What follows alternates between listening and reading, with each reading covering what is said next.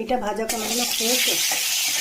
দেখো, চচ্চড়ি খেয়েছো, মাছের মাথা দিয়ে খেয়েছো, নিরামিষ খেয়েছো, কিন্তু ভাজা কি খেয়েছো? ভাজাটা করে খেয়ে দেখো। প্রথমে দিলাম পেঁয়াজ কালি, আলু, মটরশুঁটি ভাজা ভাজা করে নিলাম। এইবারে আমি দেখো কী দিচ্ছি, বাঁধাকপিটা ভাপ দিয়ে ফেলে রেখে দিয়েছিলাম, একটু লবণ দিয়ে এবার দিয়ে দেবো। অনেক বড় বড় করে কিন্তু কেটে রেখেছি। আমি চাপা দেবো না, এইভাবেই আস্তে আস্তে করবো। টমেটো কিছুই দেবো না, চিনি টিনি সব দেবো, কিন্তু টমেটো দেবেন। এটা আস্তে আস্তে ভাজা হবে, এটাতে রুটিও খেতে ভালো লাগবে, ডালের পাতেও ভাতের সাথে খুব ভালো লাগবে।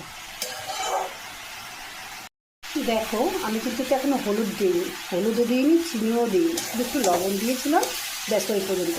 এটা যত পোড়া পোড়া হবে তত খেতে ভালো লাগবে, তাই আমি আরও পরে হলুদটা দেবো। আমি হলুদ দিয়ে দিয়েছি, খানিকটা চিনি দেবো, আর দুটো কাঁচা লঙ্কা ছিঁড়ে আমি দিয়ে দিয়েছি। ব্যাস, মশলা বলতে আর কিছুই না। একটুখানি তোমার যদি মন চায় জিরে ধনে গুঁড়ো দেবে, নাহলে দরকার নেই, ভাজা তো কোনো অসুবিধা নেই।